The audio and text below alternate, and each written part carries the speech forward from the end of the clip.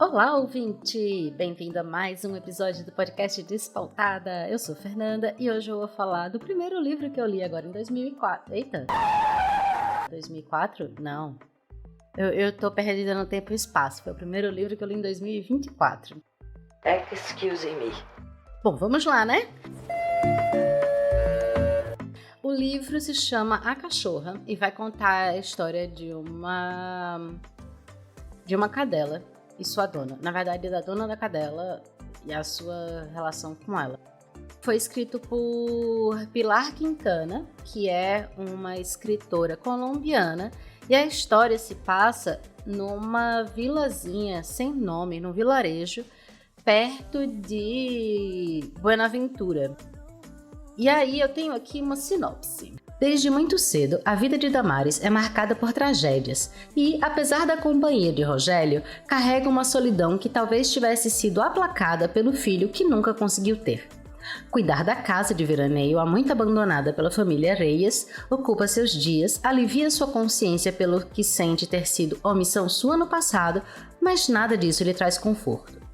Quando, num rompante, decide adotar a cachorra da ninhada de uma vizinha, Damares tem a chance de desviar um pouco o foco das tentativas frustradas de engravidar. A fêmea, que agora circula pela casa modesta, faz aflorar instintos protetores e violentos, emoções díspares e profundas que supostamente só poderiam ser despertadas pela maternidade. A força e a intensidade dessa relação alteram tão drasticamente as dinâmicas de sua existência que Damares já não sabe se a simples presença da cachorra fez sua vida ganhar ou perder de uma vez por todas o rumo. Breve e magnético, A Cachorra se passa em um cenário de dualidades entre beleza e violência. Ambientado em uma bolha de tempo desacelerada, na qual os acontecimentos se desenrolam com a típica lentidão sazonal de uma cidade de veraneio, é um romance contundente sobre vidas marginalizadas em um contexto bastante familiar aos leitores latino-americanos. Bom, eu conheci esse livro num outro podcast, no podcast Meu Inconsciente Coletivo, da Tati Bernardi, numa temporada em que ela estava falando de livros e séries, se eu não me engano. Eu sou viciada no podcast da Tati, de vez em quando eu tenho discussões homéricas com ela, assim. Voz na minha cabeça. Mas tudo bem, eu acho que é importante isso. E se eu encontrar, porque eu acho que não tem nenhuma referência fácil na descrição, aí eu deixo no link lá no medium.com/despautada. É um bom podcast e é um bom livro. Eu vou deixar os links lá e se você resolver que você quer comprar, você pode usar o link que tá lá, que eu ganho, assim, uma lambinha, né, do link de afiliados da Amazon. Se você decidir que você não quer comprar ou que você quer comprar de outra forma, aí eu recomendo sempre o estante virtual, que é um sebo virtual e é interessante que a gente faça livros já comprados por outras pessoas rodarem e terem uma sobrevida. É um livro que foi muito impactante. Eu gostei que a sinopse, ela fala de supostamente, só poderia ser despertada pela maternidade, porque, sim, é um livro que vai discutir isso, é um livro que vai discutir maternidade, sem que a protagonista jamais tenha tido um filho de seu próprio corpo.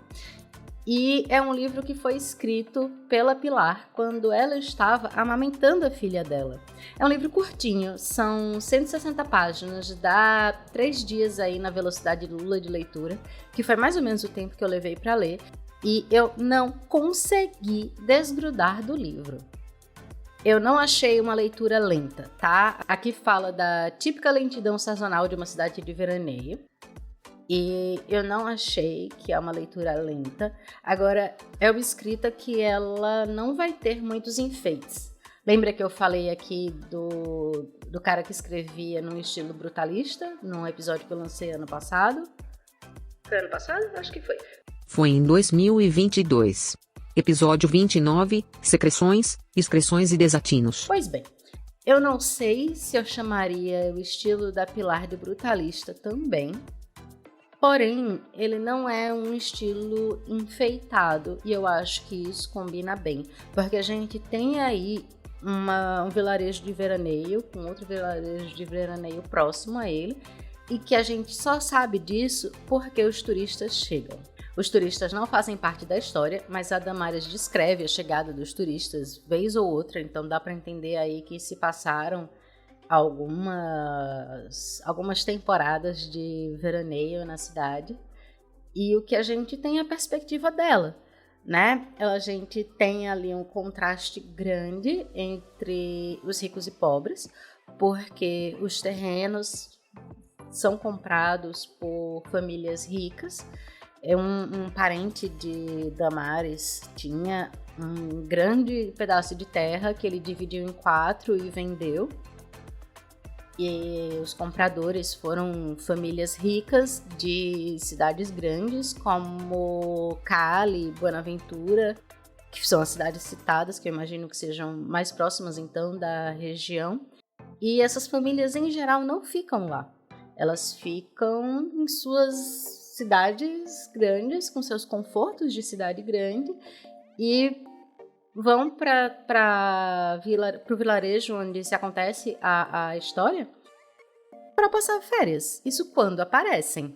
Existe menção de que em outras casas ficam vazias, além da casa da família Reyes, e a gente tem a família Reyes sem habitar a casa e pagando Damares e o marido para cuidar dela, porque acontece uma tragédia logo no início do livro. E não é necessariamente um spoiler, porque afinal de contas isso acontece no início do livro.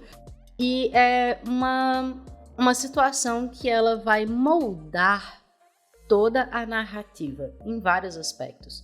Eu vou trazer alguns. Eu acho que é um livro que, apesar de pequeno, de leitura fácil, de você se envolver com a história, ele tem muita coisa que dá para descompactar, assim. Vários temas que dá pra gente elaborar melhor. Um deles a gente vê que é essa diferença social como um pano de fundo. A Damares, ela não tem muito como se comunicar com as outras pessoas distantes, porque ela não tem celular. No início do livro não é porque o celular não exista ainda, é porque não há torres de comunicação na região. E depois, quando o celular chega, ela não tem dinheiro para colocar crédito, né? De repente, todo mundo tem celular porque chegaram as torres de transmissão na região, mas as pessoas em geral não têm como colocar crédito. A gente vê ela deixando a conta pendurada na vendinha, né, para pagar fiado. A gente vê ela atravessando o canal. Eu entendo como um canal, assim, eu esqueci como é o que chama. Eu não acho que é um rio, enfim, tem uma massa d'água aí que divide o espaço de um vilarejo de outro, e que eles costumam atravessar a pé quando a maré tá baixa, e quando a maré tá alta eles esperam para atravessar quando a maré tá baixa. O que me parece muito ruas de lama, ruas de barro, assim, que não são calçados. Quando ela vai de um vilarejo a outro, vai fazer várias descrições, assim, de crianças sujas e sem roupa, brincando no lixo no meio da rua. A coisa mais normal do mundo. Pra gente que mora nos bairros com saneamento básico, com ruas calçadas, com supermercados, cartão de crédito e todos os luxos classe média que a gente tem, são coisas que pra gente é horrível e chocante, mas a gente se afasta um pouquinho, né, do centro urbanizado das cidades, aqui no Brasil mesmo, a gente vê isso. Independente se estamos em João Pessoa, em Fortaleza, em São Paulo, no Rio de Janeiro, em Brasília, cada um vai ter as suas alterações. E a gente tem isso em toda a América Latina, pelo visto, né? As descrições que ela faz das ruas colombianas, desse vilarejo colombiano, poderiam muito bem ser de uma favela brasileira. Então a gente tem aí Damares, que morava com os tios, porque o pai desapareceu quando ela nasceu ou quando a mãe estava grávida, alguma coisa assim. Outra história extremamente comum no nosso país. E a mãe foi para Buenaventura para tentar ganhar mais dinheiro. E numa dessas idas e vindas da cidade para o vilarejo, ela acaba morta, se eu não me engano, com um tiro de bala perdida, que é outra coisa mais brasileira do que isso. Então ela cresce com os tios e a prima e irmã num casebre, e a tia trabalha para a senhora Reyes.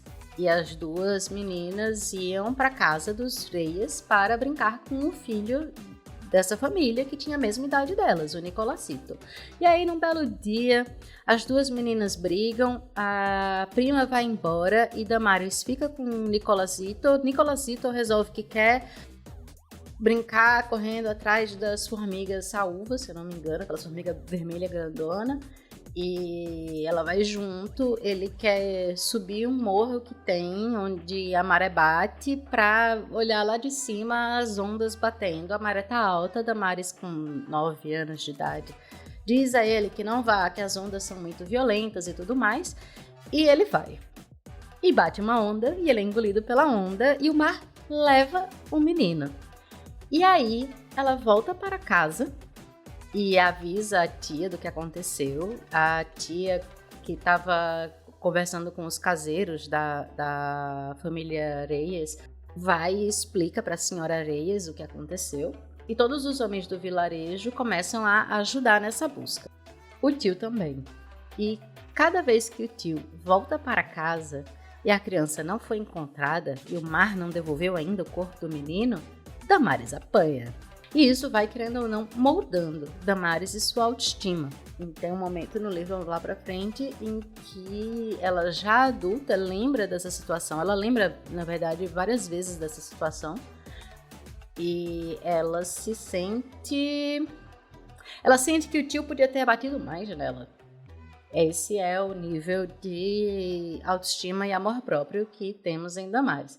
E aí a gente tem aquele desejo inquestionável que é imposto, a gente sabe, né, que é imposto às meninas, mas nem todo mundo que tem esse sonho vai achar que esse sonho foi imposto, principalmente em determinadas camadas sociais, que é o de ser mãe. E a prima dela engravida muito cedo, tem um monte de menino, e Damaris casa cedo com Rogério, porém, essa filha que ela tanto deseja nunca vem. E ela planeja chamar a filha de Shirley, por conta da Miss Colômbia, a quem ela admira muito. E passa-se os anos, fazem-se várias tentativas e essa filha nunca vem. E o que acontece? Desde, sei lá, sempre, não sempre, mas desde que se instituiu o sistema social vigente, a gente tem aquilo de estimular meninas desde novas o interesse em ser mãe. Se é um contexto religioso, a religião vigente, que costuma ser o catolicismo ou alguma vertente do cristianismo ou alguma coisa assim, vai ajudar a incutir esse desejo de ser mãe nas meninas, porque ser mãe passa a ser a obrigação, né? Para que uma mulher serve se ela não é mãe, de acordo com esses discursos vigentes? E uma pessoa que nasce numa favela e que tem como, sei lá, ambição não morrer de fome, como é que essa pessoa vai questionar? Né? Essa pessoa não tem ali muitas oportunidades para pensar além de garantir o seu sustento, garantir a sua comida e garantir estes sonhos que a gente não sabe se são nossos ou não, incluindo todos nós nas contas, né? Quantos dos nossos sonhos, quantos dos nossos desejos são intrinsecamente nossos ou foram incutidos pelo sistema social em que a gente vive?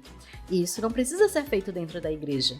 Quantos de nós que crescemos com as princesas Disney não achamos que se casar era o felizes para sempre e que se não fosse com isso a gente não poderia ser feliz? E quantas de nós, na verdade, quando a gente vai analisar intimamente, não temos necessariamente este desejo e nos sentimos mal por não ter este desejo e temos que fazer terapia para aceitar que somos diferentes do resto dos nossos pares, porque a gente cresceu com algo que é incutido na gente. Ou então a gente cresce vendo Disney, cresce com esse desejo, aí passa, chega na adolescência, quebra com esse desejo, e aí depois passou, sei lá, conheceu alguém com quem vale a pena juntar os panos de bunda. E aí, ok, agora eu tenho que rever de novo toda a minha vida, todo o meu conhecimento sobre quem eu sou, porque casar não era algo que fazia parte dos meus desejos e eu não queria isso, eu não tinha planos para casamento. Eu quero ser livre e andar por aí com um lenço e um documento no bolso, planando por todas as cidades do mundo sem me prender a ninguém. Né? Existem pessoas que podem ter estes sonhos, esses desejos, e que a vida chega a dar uma rasteira e quando você vê, você tem que rever porque agora você tem um novo sonho e um novo desejo. Tudo bem, é normal, faz parte, a gente muda. Nossos desejos mudam, né? Também com o passar do tempo, com as coisas que vão acontecendo com a gente e tudo mais. E aí eu tô usando a coisa do casamento só para mostrar um outro exemplo que é incutido em meninas, porque se a gente for analisar o casamento em si, ele é mais vantajoso, em geral, tá? Não é para todo mundo isso, mas na maioria das pessoas. Ele é mais vantajoso para o homem do que para uma mulher, e no entanto, a gente tem aí a constante piadinha de que para os homens o casamento é game over e agora ele está preso, enquanto para as mulheres é a realização de um sonho. Lavar roupa e cueca freada e colocar rebento do mundo, né? Porque para muitos o casamento ainda significa isso. Então, o que é o sonho? Da onde veio o nosso sonho? Por que nós temos esse sonho? Muitas perguntas que não serão respondidas nesse episódio, mas só para mostrar que existe este desejo incontestável em ser mãe nas personagens todas. É uma realização pessoal, é um accomplishment da vida de uma mulher. E o livro não vai discutir se isso é bom ou se isso é ruim, só está posto. E é algo que está posto, e é algo que está posto para mulheres na maior parte, não sei se do mundo, mas se é uma visão que existe no Brasil, nas escritas brasileiras e na Colômbia, nos escritas da Colômbia, então a gente já pode inferir aí que é algo presente no resto da América Latina, uma vez que o nosso pacote cultural é parecido, ainda que haja grande diferença entre o Brasil e o resto dos hermanos, né, a começar pelo idioma, e existe aí uma tentativa de separação e diferenciação do Brasil em relação ao resto, até promovida pelos Estados Unidos, que é outro que a gente pode incluir nessa conta de um país em que se estimula aí esse sonho de casar e ter filhos. Afinal de contas, os filmes da Disney vêm de lá, não é mesmo? E vários outros filmes que colocam essa ideia de que esse é o destino perfeito para uma mulher no pacote e na alimentação dos sonhos de crianças. Não apenas estadunidenses e brasileiras, como de vários cantos do mundo. Mas eu acho que em outros continentes existem outras influências que, por mais que possam trazer coisas semelhantes, talvez diluam um pouquinho aí essa influência estadunidense que a gente tem. Mas, mais uma vez, não é o filme do Disney que está dizendo para a mulher que ela tem que casar e ter filho. É algo que a gente tem faz muito tempo e é algo que a gente tem muito forte na tradição judaico-cristã. Só que Damares cresce com esse trauma, a família Reyes vai embora e nunca volta. Ela vira faxineira também, ela vira empregada doméstica de uma outra, da Dona Rosa, se eu não me engano, da Madame Rosa, que é de uma outra família também rica. E vai se mudando com o Rogério para esse casebre, aquele casebre, um melhor que o outro, por um motivo ou por outro, assim.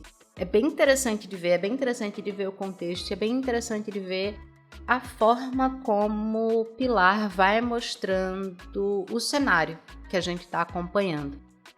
E aí a gente tem poucas marcações de tempo, assim. A gente tem a marcação de tempo de que ela tem 9 anos e o amiguinho dela morre.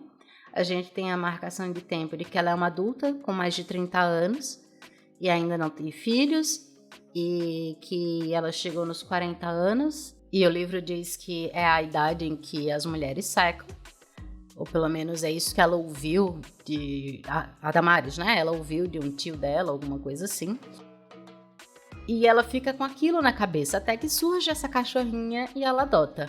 Antes de eu falar da cachorra, que acaba se chamando Shirley, né? Que é o nome da filha, eu achei muito interessante... Que seria o nome da filha. E eu achei muito interessante porque, enquanto a Miss Colômbia se chama Shirley, com a escrita em inglês... A cadela vai se chamar Shirley, Chirli, como, escrevendo como a gente leria, né? Como a gente fala. Antes de falar da relação Damares e Shirley, eu queria falar da relação Damares e Rogério. Rogério, ele é um homem bem... Como eu vou dizer? Ele é um homem bruto.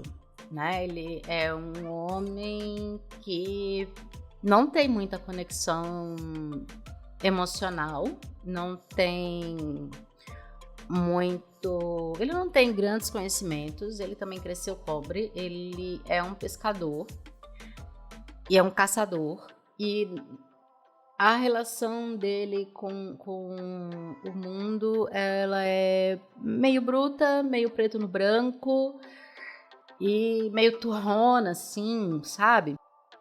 E ele tem 3 cachorros e ele trata os cachorros, assim, na violência. A forma como ele tem de se comunicar com o mundo, de entender o mundo, é a violência. E, no entanto, durante todo o tempo em que vão tratar, o livro vai tratar, né? Durante todo o tempo em que o livro trata da infertilidade do casal, vamos fazer tratamento tal, vamos, ele vai. Vamos fazer o tratamento com a bruxa, vamos, ele vai. Vamos para a cidade tentar fazer esse tratamento. Enquanto o dinheiro deles permite, em alguns momentos ele se irrita, em alguns momentos ele diz que não quer fazer porra nenhuma, mas enquanto o dinheiro deles permite, ele vai fazendo. Porque ele entende, né? Eu não sei se ele entende ou simplesmente acha que é isso mesmo, a função da mulher é ter filhos e a Damares só vai realmente se sentir completa quando ela tiver o filho que ela tanto quer. Ou outra coisa. Rogério não é apenas um brucutu com sentimentos reprimidos, ele é também bastante ausente e a relação de Damares com a prima, irmã, é mais de competição do que qualquer outra coisa. Então acaba que ela é uma mulher muito solitária. Corações infelizes. Mas quando dá tudo errado, ele chega pra ela e diz: vamos parar de sofrer por conta disso? Não tem problema não ter acontecido, não gosto de você mesmo. Não desse jeito, né? Eu tô sendo muito elaborada aqui, tô com muitas palavras bonitas que uma pessoa que tem graduação conhece. Porque ele não tem todo esse conhecimento de palavras, como eu disse, ele não tem uma conexão com os próprios sentimentos muito forte.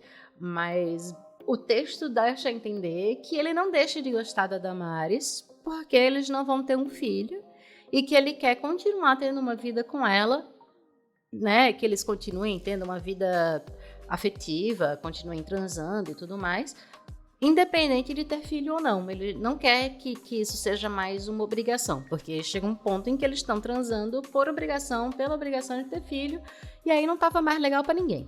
Complicado, né, véi? E aí mais tarde, quando a cadela já está adulta ou semi-adulta, se não me engano o livro marca como um período em que ela teria cerca de 6 meses, e ela desaparece, ele fica muito do lado da Damares. Ele ajuda ela em todos os dias que ela quer sair para fazer busca. Chega um momento em que provavelmente a cadela está desaparecida e não vai mais voltar. E ele continua indo com a Damares procurar a cadela na mata, no outro vilarejo, nos arredores todos, até que a Damares não quer mais. Então, assim, eu achei isso muito bonito da parte dele. Eu achei uma forma de apoio que, sei lá, que coloca ele num lugar diferente do que eu esperava até e de outros homens. A gente tem outros homens na vida de Damares sendo cruéis com ela, sendo violentos com ela, sendo violentos com outras mulheres, porque você dizer que tipo, nos 40 anos é a idade que a mulher seca e tratar mal outras mulheres, isso é misoginia, né? Isso é machismo, isso é um desrespeito por todas as mulheres. E é aquilo de agir como se a função da mulher fosse uma só. E Rogério não. Rogério, eles brigam, eles têm bate-boca e tudo mais. Mas em momento nenhum do livro, Rogério parece levantar a mão para Damares. E quando Damares quer buscar a cachorra, ele vai junto. Quando Damares desiste de buscar a cachorra, ele dá apoio emocional para ela, do jeito que ele sabe, mas dá. E ela mesma fala sobre o contraste, né? Ela esperava que o Rogério fosse... Meu Deus, eu esqueci a palavra. Ela esperava que o Rogério fosse dizer para ela desistir, dizer que aquilo é infrutífero, que não serve de nada. Como eu acho que muitos de nós, independente de sermos homens ou mulheres, já ouvimos de muitas figuras que, ao invés de nos apoiar em algo que a gente quer, só diz, não vai dar em nada não, e desiste dessa porra logo, e alguma coisa assim, né? Patifaria dela. É uma forma pouco empática e até um pouco cruel de apoiar uma pessoa que tá ali lidando com algo. No caso da Damares, era a perda, né? E todo esse processo de enlutamento que ela teria que passar quando ela reconhecesse que a cachorra sumiu. Mas o que acontece? A cachorra volta. E aí, como cachorros fazem, ela vai e volta algumas vezes. E como foi que Shirley entrou na vida de Damares? Damares estava voltando para casa e passa no bar de uma amiga dela. E a cachorra do bar teve uma ninhada com vários filhotes. Ela fica encantada com os filhotes. E essa fêmea, a do bar, ela morre envenenada, se eu não me engano. Ou não alimenta os filhotes direito, alguma coisa assim. E a dona do bar tem que dar leite na seringa para os cachorrinhos. Então, daqui a pouco, poucos cachorros sobrevivem, ficam só 3, 2 machos e uma fêmea.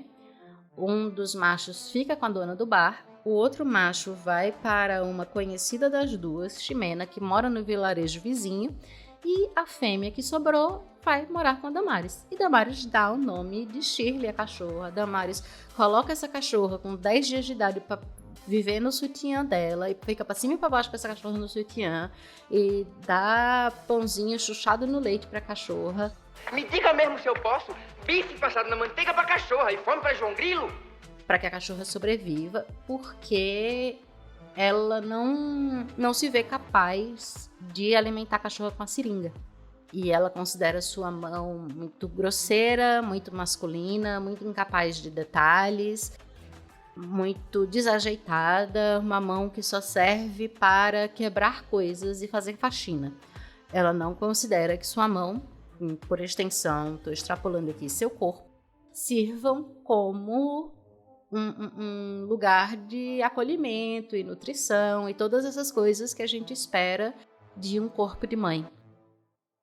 Então, a cachorra sobrevive, apesar disso. E agora que eu falei, né, nessa questão do corpo de mãe, eu fico imaginando o quanto para Damares isso deve ter sido um sucesso, porque ela se vê capaz de prover proteção e nutrição para um serzinho indefeso, um filhotinho que mal tinha os olhos abertos e que as chances de sobreviver eram poucas. Então, a relação de Damares com a cachorra passa a ser, assim, uma relação com a própria filha. Só que essa filha vai ficar adolescente. Essa filha é de 4 patas. Essa filha entende o mundo de outra forma. Então, vai ter várias desavenças, assim, entre elas, porque ainda que Damares veja que Shirley é um cachorro, ela tem todo aquele deslevo de é a minha filha, tem o nome da minha filha, né? O nome que seria da minha filha, se eu tivesse tido uma filha humana.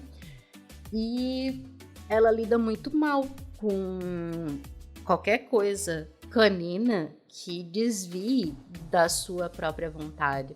Então, realmente, a relação das duas passa por essas questões, assim, de abandono, de violência, de projeção, porque numa das suas fugas, a cadela engravida.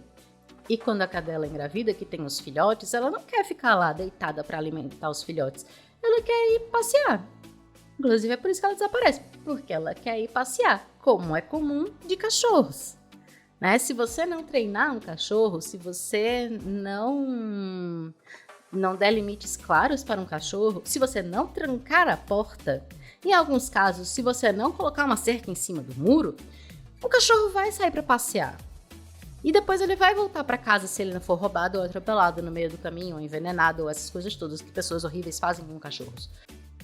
E ele não entende que tem alguma coisa de errado com isso, porque ele é um cachorro.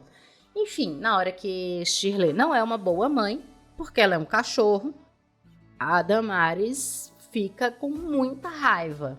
E em vários momentos, assim, passa a ter uma quebra daquela relação que existe entre cães e donos. Eu não sei se você tem um cachorro, um outro animal de estimação, com gato isso também acontece, mas nessa relação de cão e dono, de cão e tutor, existe uma ligação de confiança muito grande. Quando o cachorro é capaz de ver que você é o líder da matilha dele e que ele pode confiar em você. Se você impõe os limites, se você garante... Você tem que garantir umas coisas a ele, porque ele é um cachorro. O cachorro está roendo meu sapato. Não adianta você espancar o cachorro e deixar o cachorro sem comer. Ele não vai nem entender o que vai acontecer. É capaz de, inclusive, ele sentir o seu cheiro no resto dos sapatos e estraçalhar os seus outros sapatos de vingança, porque se você é violento com ele, ele vai ser violento com você.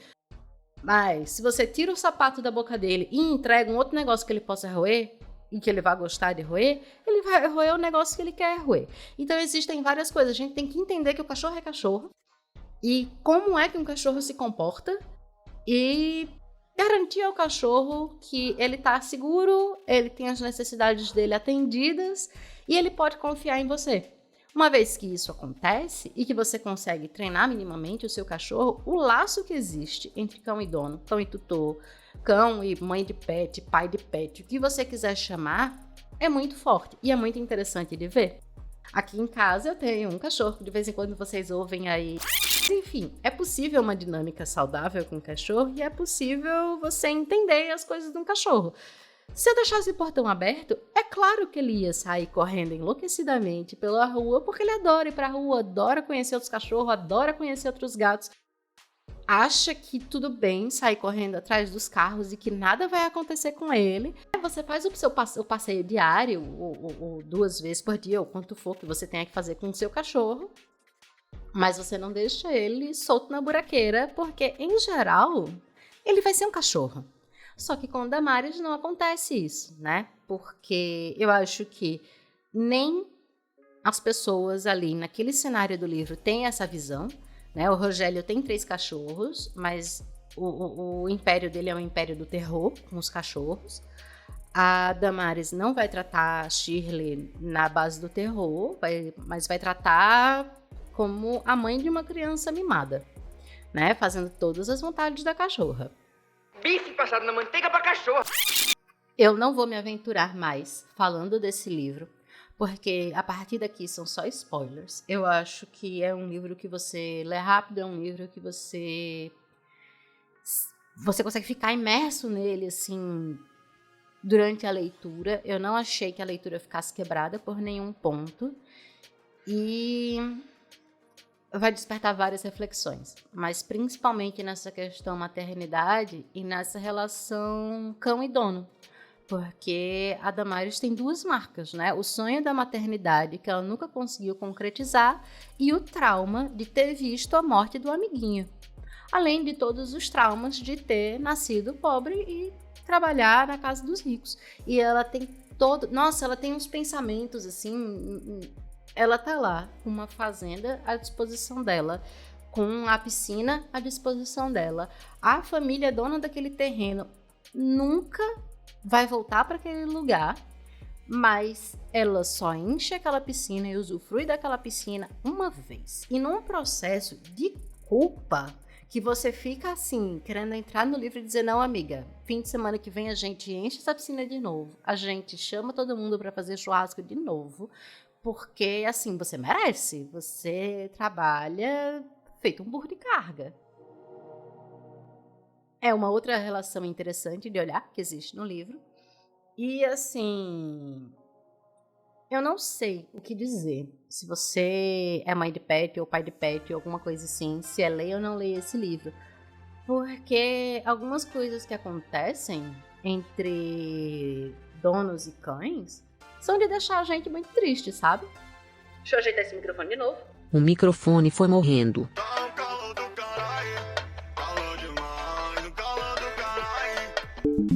Então eu não sei se eu digo pra você, leia esse livro com certeza, porque existe a possibilidade de você ficar triste. Peraí, eu choro aqui! E eu não quero ninguém triste aqui. Porém, se você for ler, saiba que é um livro muito bom e é um livro que deixa a gente reflexivo. Esse livro é recente, tá? Ele foi lançado em 10 de novembro de 2020. Tem pro Kindle, tem impresso, tem da forma que você escolher.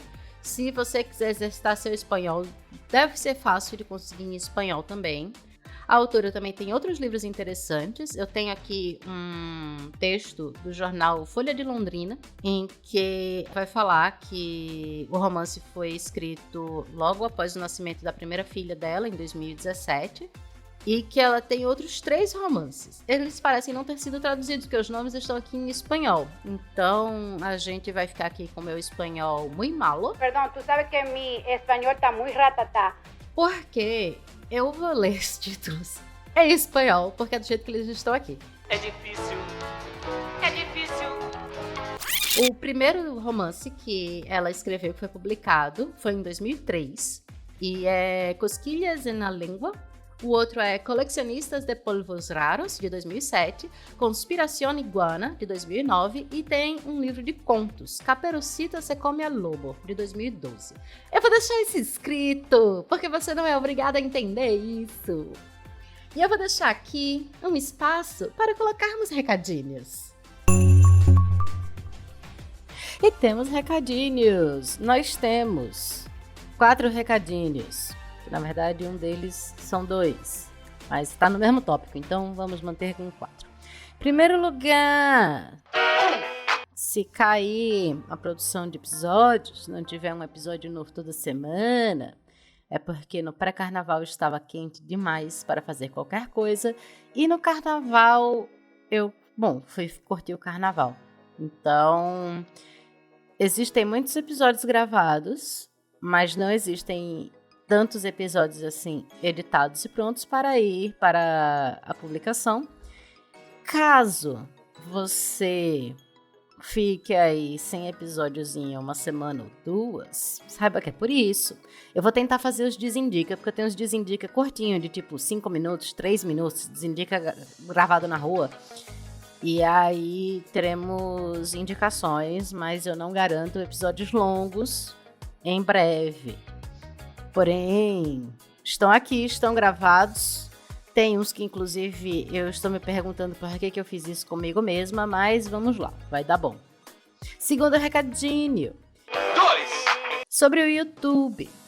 Eu fiquei sabendo que os vídeos, quando eu tava postando pelo Headliner, o Headliner tava cagando o som, e aí não dava pra ouvir direito o que eu tava falando no YouTube. Porém, agora, YouTube Music e o Google Podcasts se fundiram numa coisa só.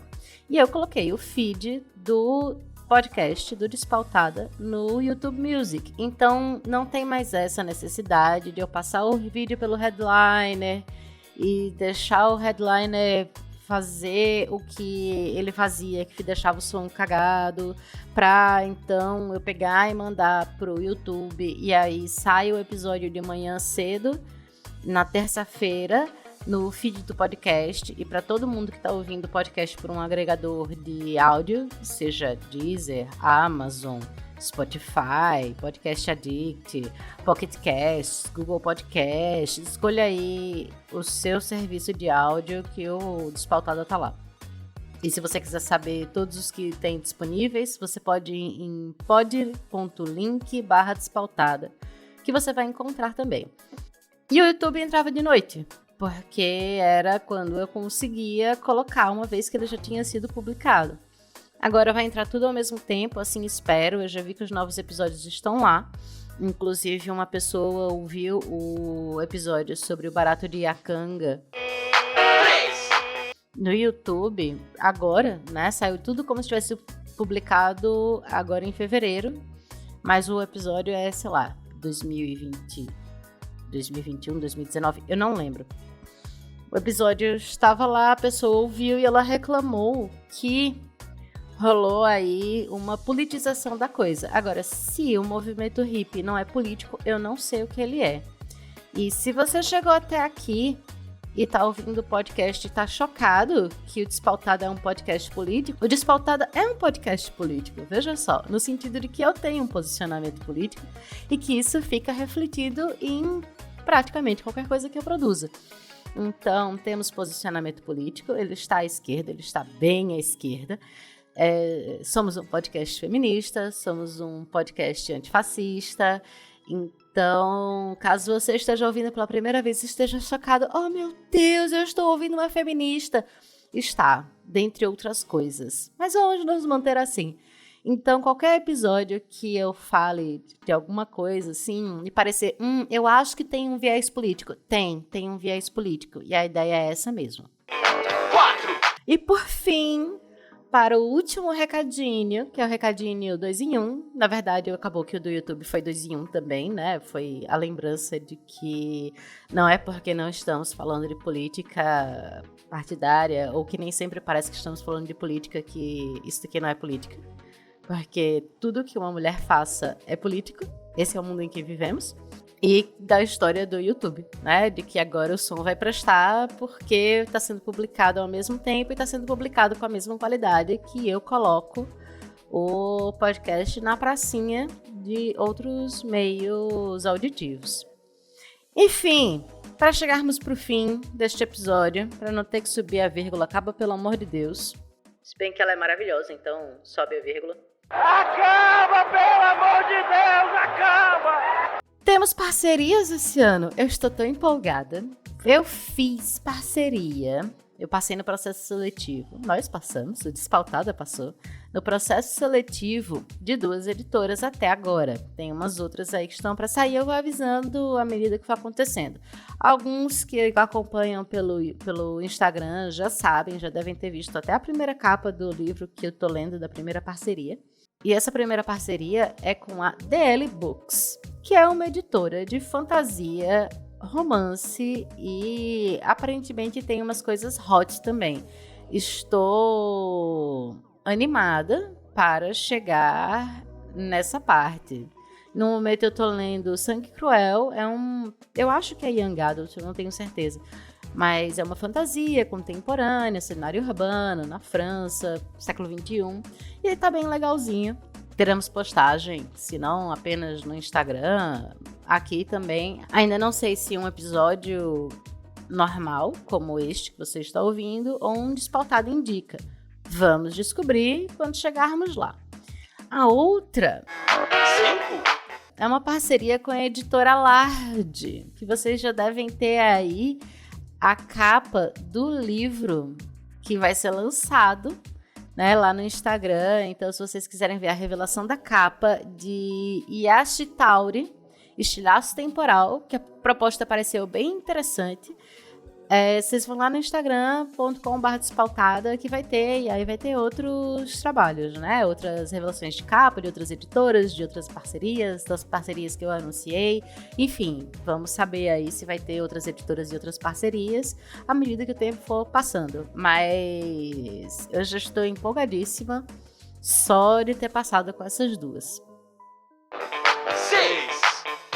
Era pra ter tido live com Foca no Mestre neste sábado. Porém, lá no lugar onde o Frank mora, estava tão quente que a rede elétrica simplesmente não estava sustentando e estava tendo apagão.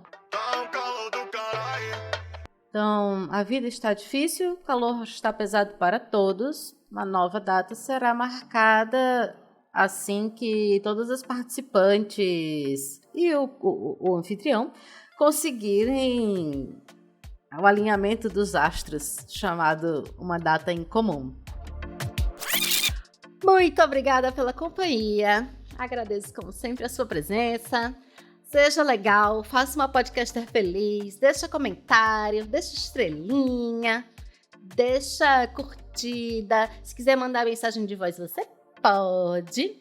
Tem explicando como fazer. Explicando não, tem um link. Você clica no link e vem pra cá e você manda um comentário e entra o comentário e eu respondo seu comentário. Olha que legal. Vai estar o link tanto lá no medium.com/despautada quanto na descrição deste episódio. Eu vou encerrar por aqui, porque começou o horário da conferência. Extremamente adequado para esse episódio. Um beijo e até mais. O Despautada é um projeto independente e individual. Toda a pesquisa, roteiro, gravação, edição, publicação, redes sociais e outros trabalhos relacionados são feitos por mim, Fernanda Eggers. As artes são feitas com base na identidade visual desenvolvida por Petrônio Fernandes. Ouça Despautada em todas as plataformas de áudio e agregadores de podcast e divulgue pras amigas. Agora, Tânia, eu agradeço, mas eu vou me embora. Beijo pra vocês.